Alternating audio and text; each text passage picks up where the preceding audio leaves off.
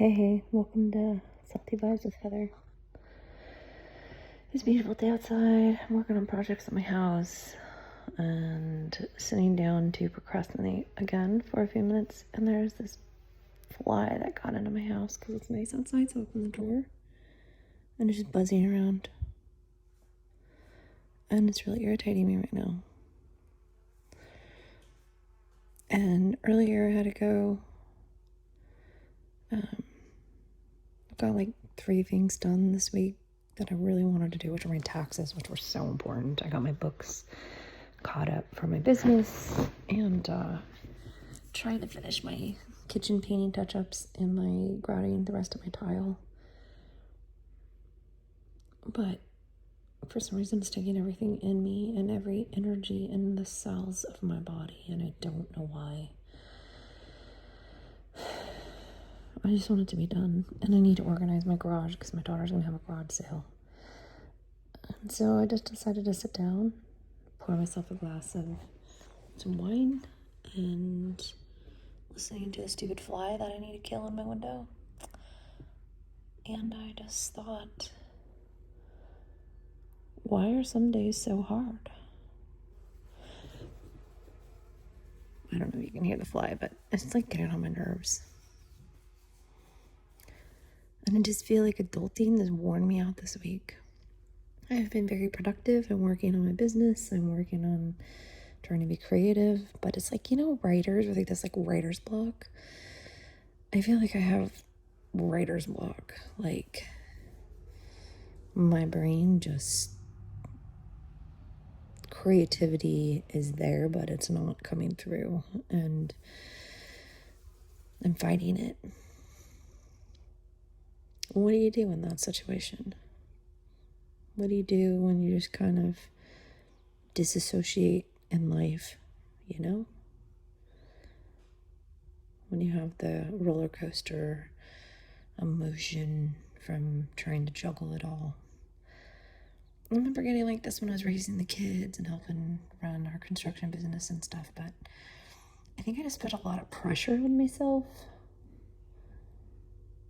That I need to have everything done right now, and I have now nobody to do it for, like I was saying last week. Like nobody to hold me accountable. And it's like another week of struggling with it. And I'm doing the things, but I'm not realizing what I'm actually getting done. I'm just looking at the long list ahead. I'm not thinking, wow, Heather, you got a lot of stuff done. You're doing a great job, because I want it all done right now. And that's where the numbing and the exhaustion sets in. And I'm thinking we all do it to ourselves. We all wear ourselves out mentally because we think we have to have all of this stuff done in like such a quick time. But who says? You, right? Maybe if you're married to somebody that requires things to be done, which is not healthy, and those are things that you need to discuss. But like, I have nobody holding things over my head. It's my path, my life, my thing. I just don't want to waste time. And so it's like, okay, sit in the moment, enjoy it, take a deep breath. And I had to go sit and do some somatic movements because I was starting to feel that fight or flight, runaway feeling in my body that I get when I'm like overly stressed or pushing myself to be and do and all the things that I want. I have a lot of stuff planning and going on and things that I want to happen, and I'm like, you really aren't in control, Heather. You're not in control. I'm having this conversation with my oldest son too, because he's feeling it. It's probably just the seasons, because the spring is in the air and you start to think summer's coming, the sunshine's coming out. You're like, oh man, you had this whole winter, and then all of a sudden it's like time to go. It's time to go and time to move and time to get this stuff done. But we can't keep rushing forward and keep trying to do all these things, because then you just are exhausted and wearing yourself out. And who puts the timeline on there? You do. So give yourself more time. Stop thinking, oh, it has to get all done today. It doesn't. It doesn't have to get all done today. It doesn't have to get all done tomorrow. Do at least 2 important things. Get them done. And then check it off and move on. Go do something fun. Go on a walk. Go decompress your body. And if we fit life in amongst the busyness of work and to-do lists, and we actually do some enjoyment through our day, I think we can all be a little less exhausted, a little bit less stressed, a little bit less overwhelmed, and sit down and journal and dream and think about things. Think about who's telling you that thing has to be done right this minute, right now. And usually it's just us being hard on ourselves, thinking that we're not doing enough. And I'm pretty sure you did 100 other things this week that you didn't even think about, didn't even think that they got done. And sometimes it's just the small percentage that we do. There's some things I have to not do anymore, or I have to stop doing, or I have to just be like, you know what, that doesn't really matter right now, and I want to get it done eventually, but it's not going to happen at this moment in my life. And you have to be okay with it. I think it's a constant struggle. I think we're always going to have to deal with that, but it's learning to deal with it and handle it in a way that doesn't emotionally and mentally exhaust you over and over again. I do have a couple deadlines of things I need to get done this week. One of them was my taxes, and hallelujah, I finished it last night. Best feeling ever. I never wait this long to get them done. Well, actually, we used to when I ran a business with my ex-husband. We would wait and always do extensions, but we had a CPA do them. So now I'm doing my own books, and then I just do my own taxes right now because where I'm at, I can. But I have a goal next year, or the next 2 years at least. I would like to hire someone again to do my taxes, so I don't have to worry about it anymore. I hand them my books and I say, here you go. Sometimes it's finding things to make life a little easier. Are you and your husband both working? Hire someone to come in once a month and do the deep clean for you. Maybe put your kids in a group activity where they can be busy a couple times a week and you can go sit down and have mommy time and drink a cup of coffee. It's finding things where you can have that downtime and enjoy yourself and stop being so overwhelmed and stop being so stressed out. And another thing I'm doing right now is decluttering again. I moved into this house a little over a year ago from Alaska.